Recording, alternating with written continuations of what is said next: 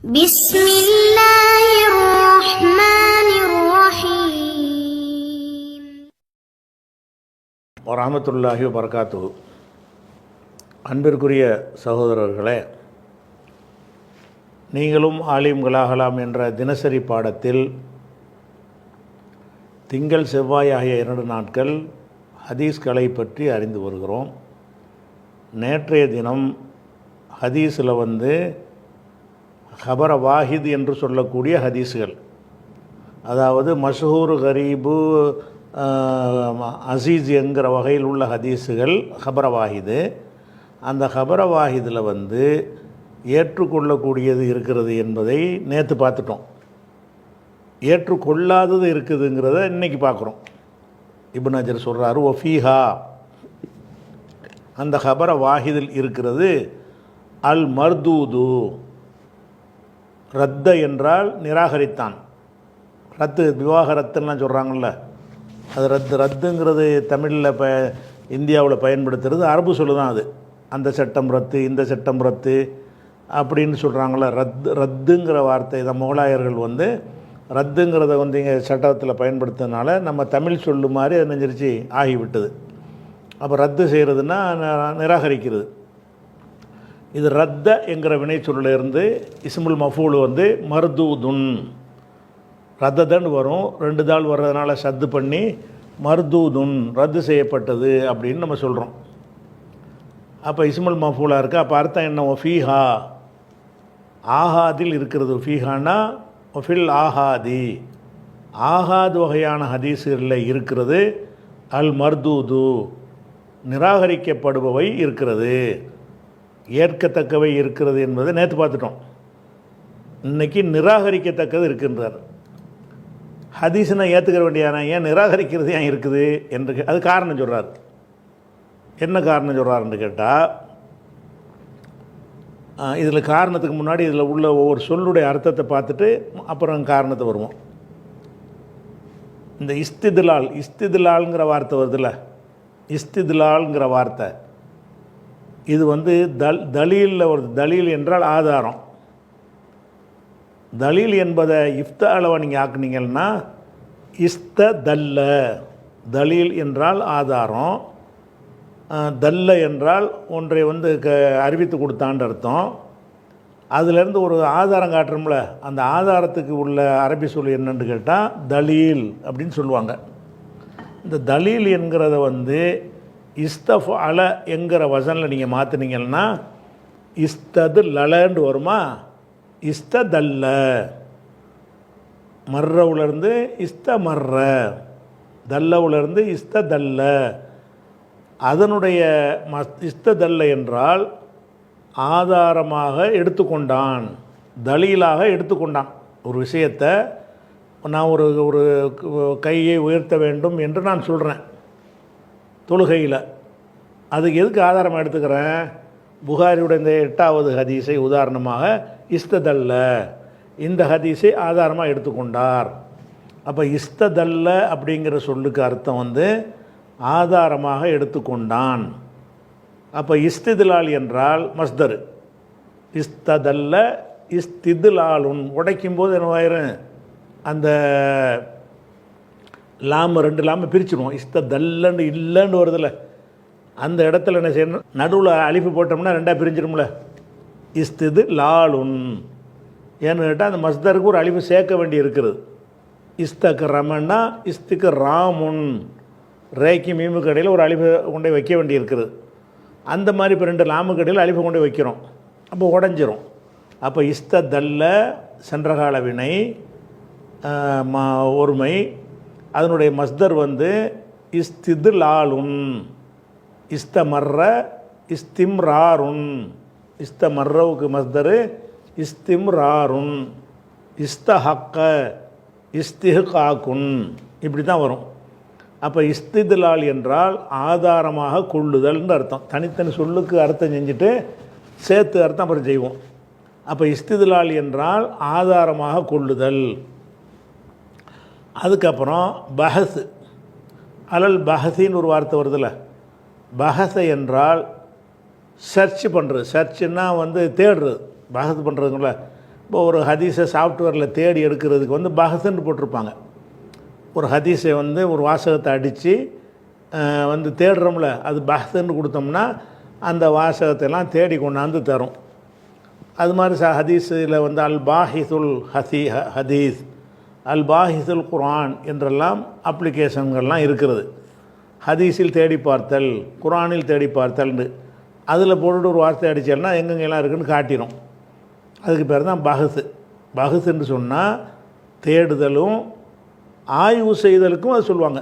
தேடுறதுன்னா என்ன அர்த்தம்? சும்மா தேடுறது. எத்தனை பேர்? 4 பேர் இருக்காங்க, அதுவும் பஹஸ் தான். அந்த 4 பேருடைய குணாதிசயம், திறமை, தகுதி, ஆற்றலை எல்லாம் ஆய்வு செஞ்சு இதில் இவன் தான் ஃபஸ்ட்டு, இவன் தான் செகண்டுன்னு சொல்கிறதுக்கும் பஹஸ்ன்னு சொல்லுவாங்க.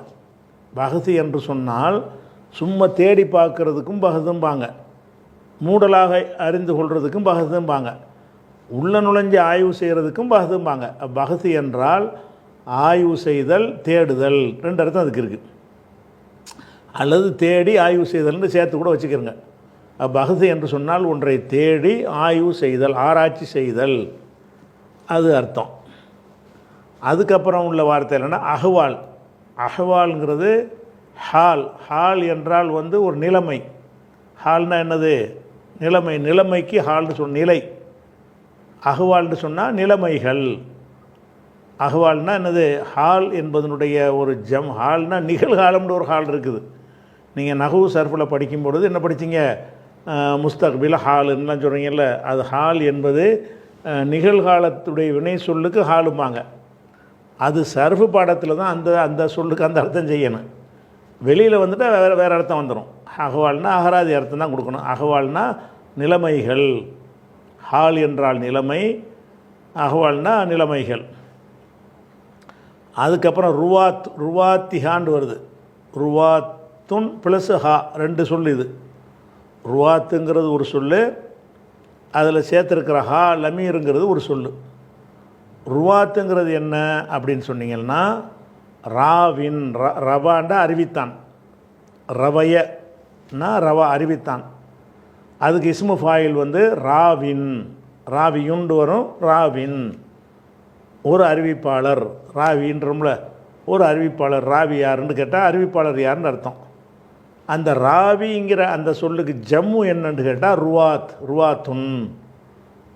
இந்த மாதிரியான இல்லத்துறை எழுத்துருக்களை கடைசியில் லாமுல இல்லத்து வரும்ல, ரவை ஏன்னு கடைசியில் ஏ வருதுல்ல, இந்த கடைசியில் இல்லத்து எழுத்து வர்றதுக்கு பூராவுமே இஸ்முல் ஃபாயில் எடுக்கும் பொழுது அதனுடைய ஜம்மு இப்படி தான் வரும். இப்போ கசாண்டா யுத்தம் செய்தான், காசின், காசியுன், காசின் போராளி. அந்த காசிக்கு ஜம்மு சொல்வதாக இருந்தால் உசாத்துன் போராளிகள்.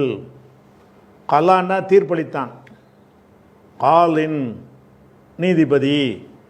அதுக்கு ஜம்மு சொல்வதாக இருந்தால் குலாத்துன் நீதிபதிகள். அப்போ இந்த ருவாத்துங்கிற மாதிரி ஸ்டைலில் வந்தால் அது இஸ்முல் ஃபாயிலுடைய ஜம்முன்னு விளங்கிக்கணும். ஆனால் அது ராவியூன்னு ஜம்மு எடுக்கலாம். ஜம்மு வந்து 2 ஜம்மு இருக்குல்ல, அந்த வசன்படி சிஸ்டமேட்டிக்கான ஜம்முன்னு ஒன்று இருக்கிறது. அந்த ராவின், ராவியானி, ராவுன, ராவியத்துன், ராவியத்தானி, ராவியாத்துன். பொம்புளை அறிவிப்பாளர்னா ராவியான்னு சொல்லுவாங்க. ராவியத்துன்னா அறிவிக்கும் பெண் அப்படின்னு அர்த்தம்.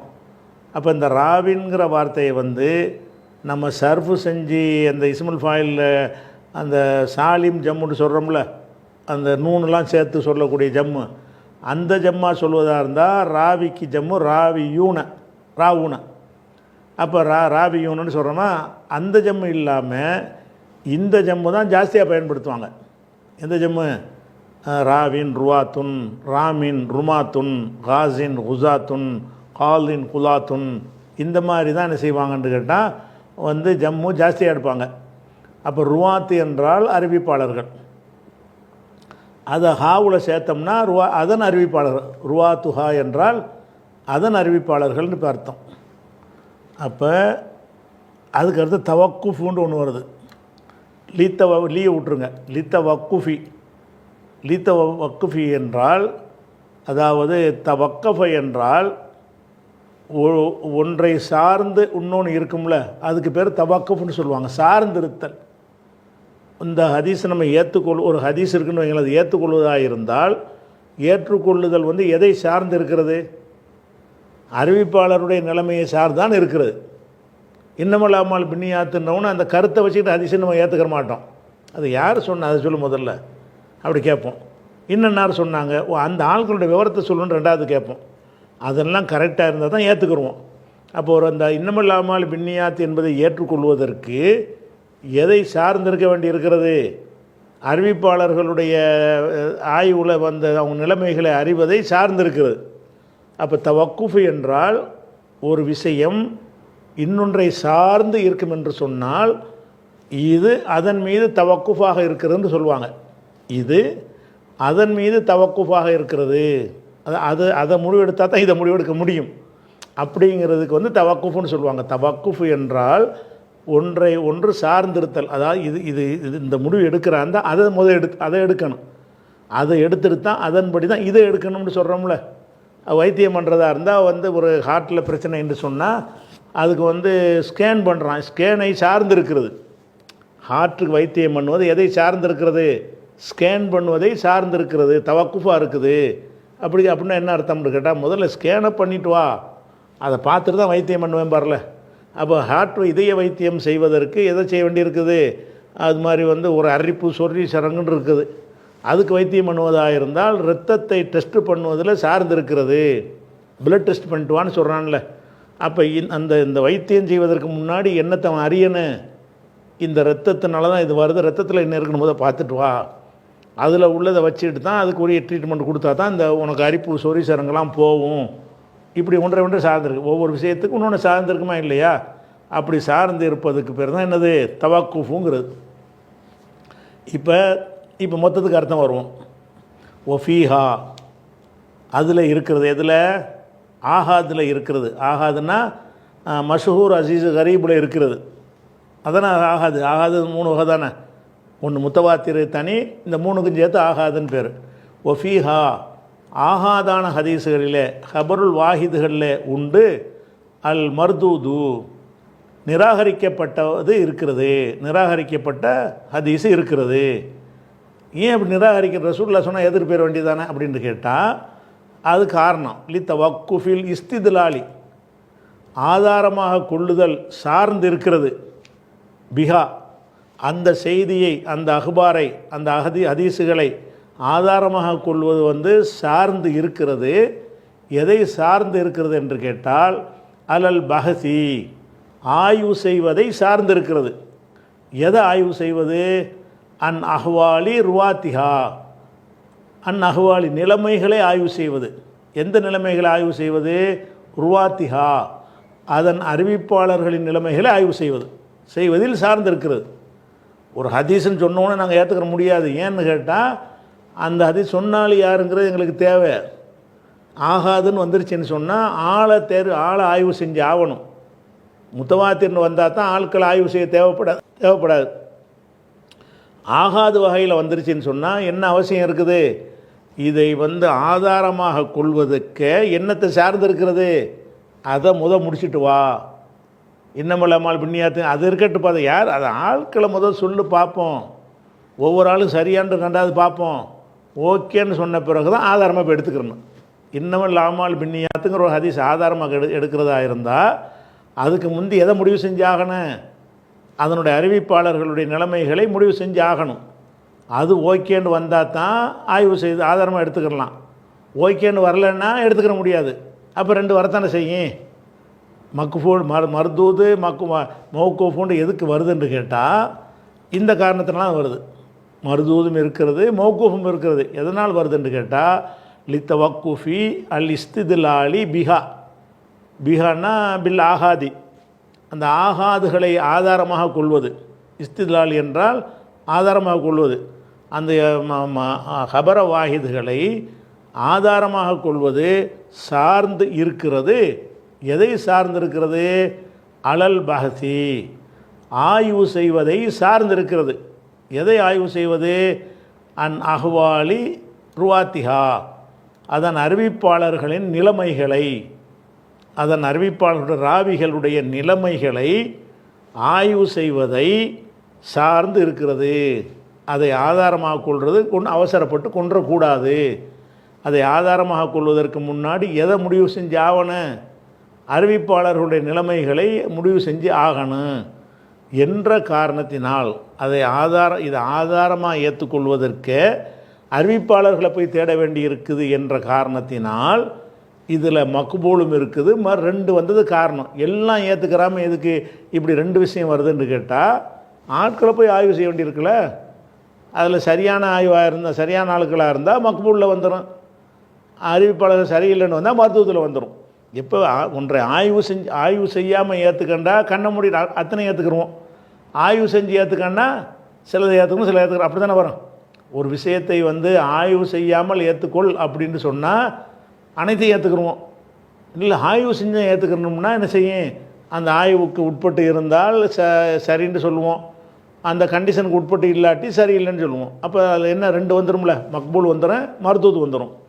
அதுதான் சொல்கிறார், எதனால் மக்பூலு மருது ஹபர வாஹிதில் எதனால் இந்த பிரச்சனை வருதுன்னு கேட்டால் இதுதான் காரணம். எதனால் காரணம், லீங்கிறது இதற்காகன்ற அர்த்தம்.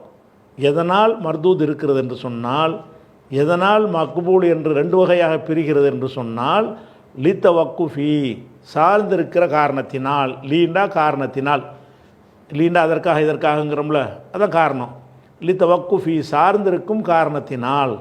என்ன சார்ந்திருக்கிறது, அல் இஸ்திதுல்லாலி பிஹா அந்த ஹபர வாஹிதுகளை சான்றாக கொள்வது. இஸ்திதுல்லால்னா என்ன அர்த்தம், தலீலாக ஆதாரமாக கொள்வது சார்ந்து இருக்கிறது. எதை சார்ந்திருக்கிறது, அலல் பஹசி ஆய்வு செய்வதை சார்ந்திருக்கிறது. எதை ஆய்வு செய்வது, அன் அஹ்வாலி ருவாத்திஹா அதன் அறிவிப்பாளர்களின் நிலைமைகளை. அந்த நிலைமைண்டா என்ன அர்த்தம், பொய்யரா, நாணயமானவரா, மறதி உள்ளவரா, அவருக்கு முந்தின அறிவிப்பாளர் காலத்தில் வாழ்ந்தவரா, சந்தித்திருக்கிறாரா, இதான் நிலைமைகள். அன் அஹ்வாலி ருவாத்திஹா அதன் அறிவிப்பாளர்களுடைய நிலைமைகளை ஆய்வு செய்வதன் மீது ஆதாரமாக கொள்ளுதல் என்பது சார்ந்திருக்கும் காரணத்தினால் அதில் மக்பூலும் உண்டு, மர்தூதும் உண்டு. ரெண்டாக அனைத்தும் ஏற்றுக்கொள்ளாமல் ரெண்டாக பிரிக்கிற காரணம் என்னன்னு கேட்டால், இதன் மீது சார்ந்திருக்கு. அறிவிப்பாளர்களை வச்சு தான் முடிவை. நல்ல அறிவிப்பாளர்னா மக்பூல், நல்ல அறிவிப்பாளர் இல்லைன்னா மர்தூது. தூணல் அவ்வளி முதலாவதுக்கு இல்லை. முதலாவது இது முத்தவாத்திர். முத்தவாத்திற்கு அல்ல, முத்தவாத்திற்கு ஆய்வே கிடையாது. அவ்வள்னா என்ன அர்த்தம், 4 வகையில் அவ்வள்னா ஃபஸ்ட்டு எது, முத்தவாத்திர் தானே. முத்தவாத்திற்கு ஆட்கள் ஆய்வு செய்யணுமா, அதை சார்ந்து இருக்கலை. முத்தவாத்திருடைய விஷயம் ஆட்கள் மீது சார்ந்திருக்கவில்லை. அந்த செய்தியை நீ நம்பி தான் ஆகணும். குரானை நம்புவதற்கு யாரையும் சார்ந்திருக்கவில்லை. அது ஏன் யாரையும் சார்ந்திருக்கவில்லை, கணக்கு வழக்கு இல்லாத அறிவிப்பாளர்களால் ஒவ்வொரு காலகட்டத்திலையும் அறிவிக்கப்படுகிறது. கணக்கு இல்லாத அறிவிப்பாளர்களால் ஒவ்வொரு காலத்திலையும் இருக்கும்போது யாரை போட்டு ஆய்வு செய்வீங்க. அப்போ அதிகமான பேர் அறிவித்திருக்கிறார்கள் ஒத்த வார்த்தையில் அது முடிஞ்சிச்சு டாபிக். அப்போ 100% ஏற்றுக்கிறோம். ஒரு ஒட்டுமொத்த சமுதாயம் அதிகமான மக்கள் ஒவ்வொரு காலகட்டத்திலையும் அதன் அறிவிப்பாளர்களாக வருவார்களே, ஆனால் நபர்களை சார்ந்திருக்கவில்லை. கண்ணை மூடிக்கொண்டு ஏற்றுக்கொள்வதில் அது போய் அடங்கி விடுகிறது. அப்படி அடங்கிவிட்டது என்று சொன்னால் அதில் முத்தவாத்திரில் அந்த மக்பூல் மருதுவதுன்னு 2 கிடையாது.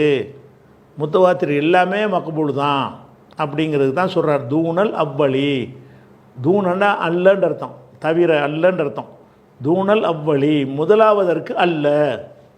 முதலாவதற்கு அல்லண்டா என்னது தான், முதலாவதுங்கிறது முத்தவாத்திர். தூணல் முத்தவாத்திர்னு போட்டுக்கிற வேண்டாம். தூணல் அவ்வளி என்றால் தூணல் முத்தவாத்திர், முத்தவாத்திற்கு அல்ல.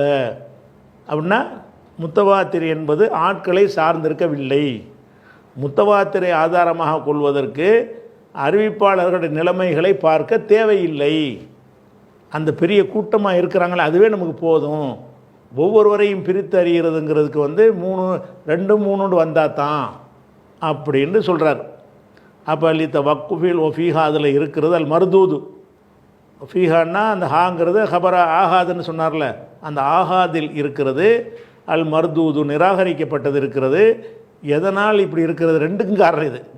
மர்தூதுக்கு மட்டும் காரணம் இல்லை, மர்தூதும் இருக்கிறது, மௌக்கூஃபும் இருக்குது. 2ஆயும் பிரிக்கிறீங்க, அப்படியும் ஏற்றுக்க வேண்டியதானே அப்படின்னு கேட்டால், எதனால் மௌக்கூஃபு மர்தூது என்று 2 இருக்கிறது என்று கேட்டால், லித்தவக்குஃபில் இஸ்திதிலாலி பிஹா, இதை ஆதாரமாக கொள்ளுதல் வந்து சார்ந்து இருக்கிற காரணத்தினால், அந்த பிஹான்னா அந்த ஆகாது, அந்த ஆகாதுகளை ஆதாரமாக கொள்ளுவது சார்ந்து இருக்கிற காரணத்தினால், எதை சார்ந்திருக்கிற காரணத்தினால், அலல் பகதி ஆய்வு செய்வதை சார்ந்திருக்கிற காரணத்தினால், எதை ஆய்வு செய்வது, அன் அஹ்வாலி ருவாத்திஹா அதனுடைய அறிவிப்பாளர்களின் நிலைமைகளை ஆய்வு செய்வதில் அதை ஆதாரமாக கொள்ளுதல் சார்ந்து நிற்கிறது என்ற காரணத்தினால் அதில் மக்பூல் என்று இருக்கும், மர்தூத் என்று இருக்கும். ஆய்வுக்கு உட்படுத்தின எதுவுமே ரெண்டாகத்தான் பிரியும்.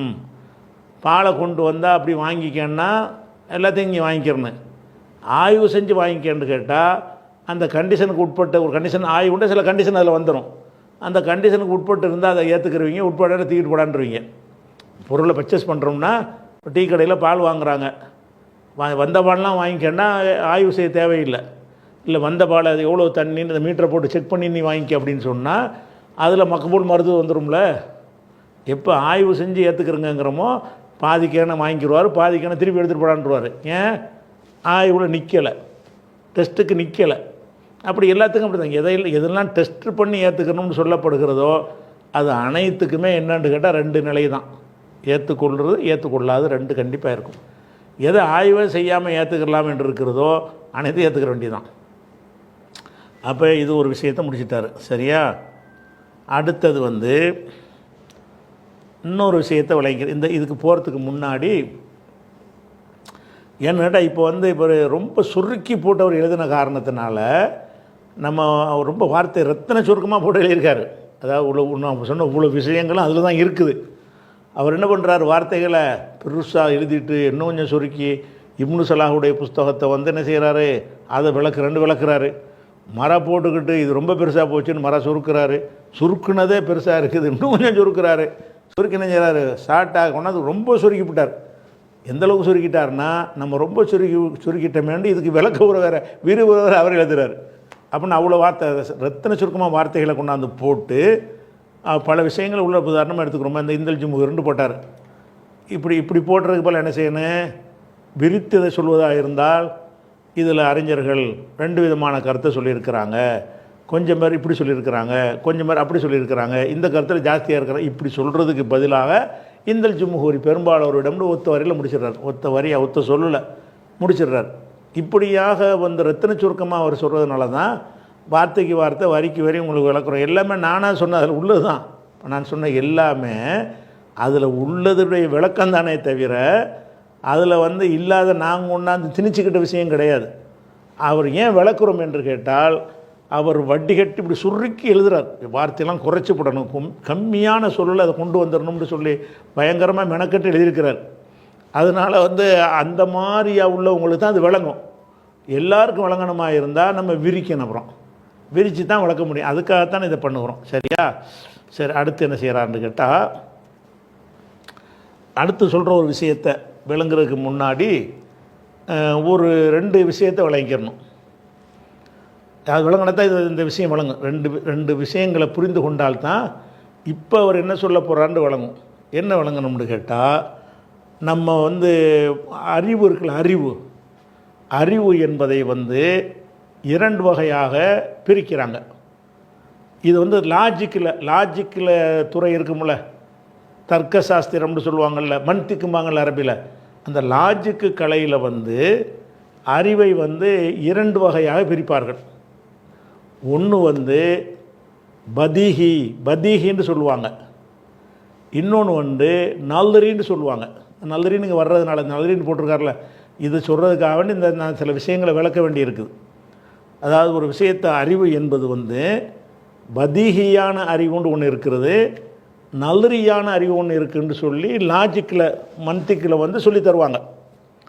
எல்லா பாஷையிலையும் இது இப்பெல்லாம் மன்திக்குங்கிறது அனைத்து பாஷையும் உள்ளது. வணங்குதா?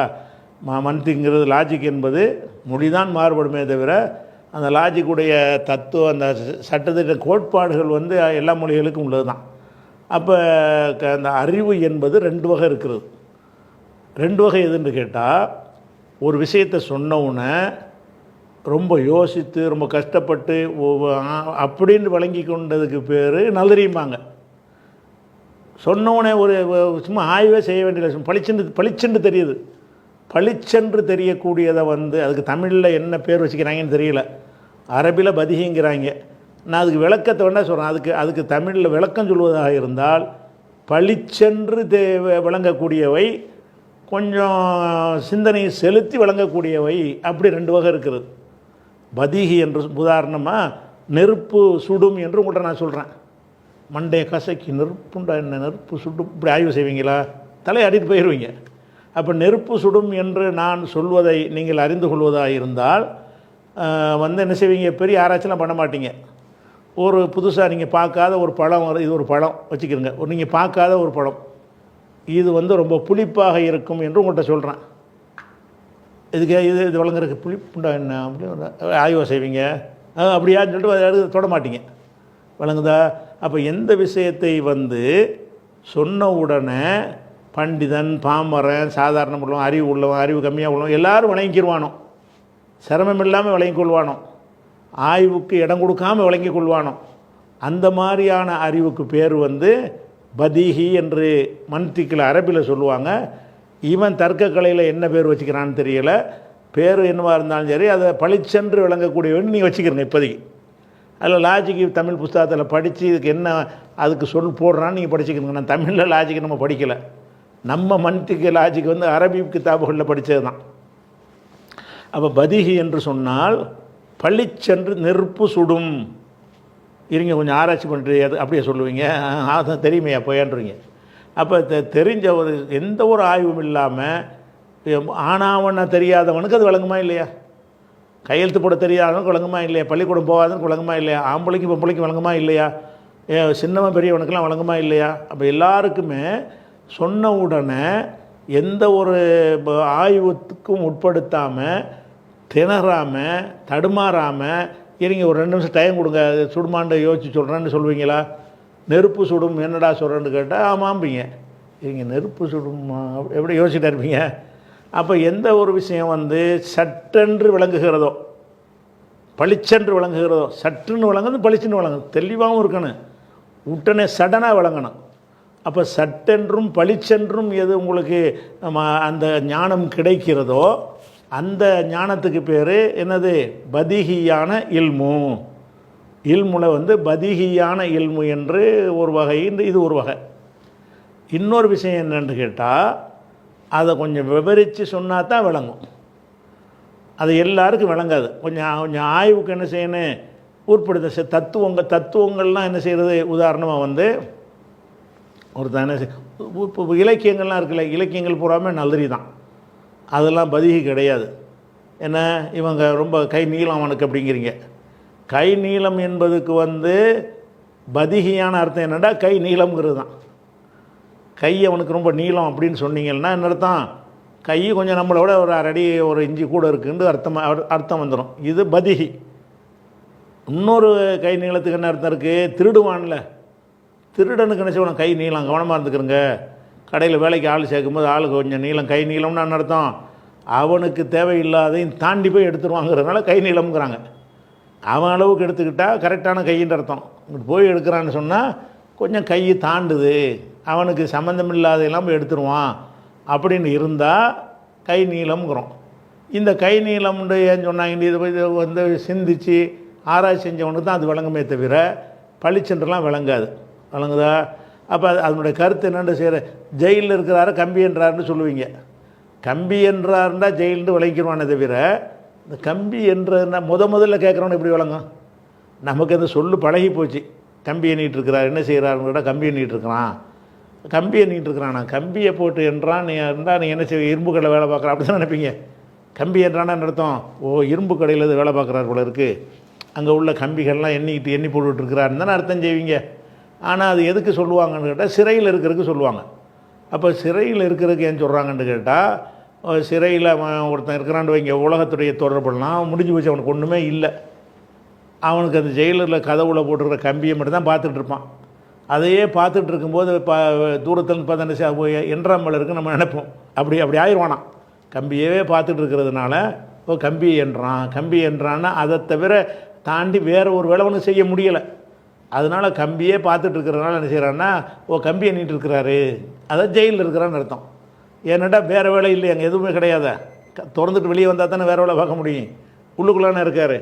அப்போ இந்த மாதிரியான ஒரு கொஞ்சம் கஷ்டப்பட்டு விளங்கக்கூடிய ஒரு விஷயம் இப்போ நல்லது. உதாரணமாக இறைவன் இருக்கிறான் அப்படிங்கிறோம், இதை கண்ண முடியாது இருக்கிறவங்களா, அப்போ என் கருத்து வேறுபாடு வருது. பதிகின்னா கருத்து வேறுபாடு வராது. பதிகின்னா என்ன வராது, ரெண்டு கருத்தே வராது. இறைவன் இருக்கிறான் என்று சொன்னோன்னே அப்படி தலையாட்ட மாட்டாங்க. இருக்கிறானா, கொஞ்சம் பேர் இருக்கிற மாதிரி தெரியலையே, இல்லை இருக்கத்தான் செய்கிறான், இருக்கிறான்டா எதை வச்சு இருக்கிறான்னு இப்படி பல தலீல்களை தேடணும். இறைவன் இருக்கிறான் என்பதை ஒருத்தன் ஏற்றுக்கொள்வதாக இருந்தால் என்ன செய்யணவன், ஆய்வுக்கு உட்படுத்தணும். கஷ்டப்பட்டு சிந்திச்சா இறைவனை பார்க்காத ஒன்று இருக்கிறவங்கிறோம், எதை வச்சு இருக்கிறவங்கிறோம், அப்படி இப்படின்னு இப்படி வழங்கணும்னு சொன்னால் அதுக்கு அதை வழங்குறதுக்கு கொஞ்சம் சிரமம். அது மூளைக்கு வேலை கொடுக்கணும், மூளை கசக்கி வேலை கொடுத்து அதுக்கு பிறகு விளங்குற விஷயங்களை அதுவும் அறிவு தான். அதுவும் அறிவு தான். இறைவன் இருக்கிறான்னு கடைசியில் ஆய்வு செஞ்சு ஒரு முடிவுக்கு வந்துட்டான்னு வைங்க, அவனுக்கு அந்த அறிந்து கொண்டாண்டு இல்முன்னு தான் அர்த்தம். ஆனால் அந்த இல்மு எந்த இல்முன்னு கேட்டால் நல்தரி, அது எல்லாருக்கும் விளங்காது. கண்ணை மூடிக்கிட்டு சில பேர் நம்பிட்டு போயிடுவான், அது நம்பிக்கை வேறு. ஆனால் எதுக்கு இறைவன் இல்லைன்னு ஒரு கூட்டம் சொல்லிகிட்டு இருக்கிறான், கஷ்டப்பட்டு அந்த முறைப்படி அவன் ஆய்வு செய்யாதனால இல்லைங்கிறான். அப்போ சில பேர் தடுமாறிட்டு இருக்கான், இருக்கிறானா இல்லையா, இறைவன் இருக்கின்றானா அப்படின்னு கொஸ்டினை போட்டுக்கிட்டு இருக்கிறவங்க கொஞ்சம் பேர் இருக்கிறான். அப்போ இதெல்லாம் எதில் வரும்னா நல்தரியில் வரும், பதிகில் வராது. பதிகில் என்ன வராது, நெருப்பு சுடும்ன்றதுல இருங்க, நெருப்பு சுடும் என்று பாதி பேர் சொல்கிறார்கள், நெருப்பு சுடாது என்று பாதி பேர் அப்படி சொல்ல முடியுமா? சுடுனா சுடுந்து அவ்வளோதான். இல்லை அது என்ன போட்டு ஆய்வு கண்ண வேலை இருக்குது. அப்போ இந்த இல்மு என்பது லாஜிக்கில் ரெண்டாக பிரிக்கிறாங்க. ஒன்று பதிகி, இன்னொன்று நல்தரி. இது இல்முல இன்னொரு வகை இருக்குது, அதையும் பார்த்து விட்டால் தான் இந்த பாரா உங்களுக்கு விளங்கும். ஏன்னாட்டா இவர் அந்த லாஜிக்கான விஷயத்தெல்லாம் உணர்வுகளை சொருகிறார், சிங்கிள் வார்த்தையை போட்டு சொல்லி விட்டு போயிடுவார் பாட்டுக்கு.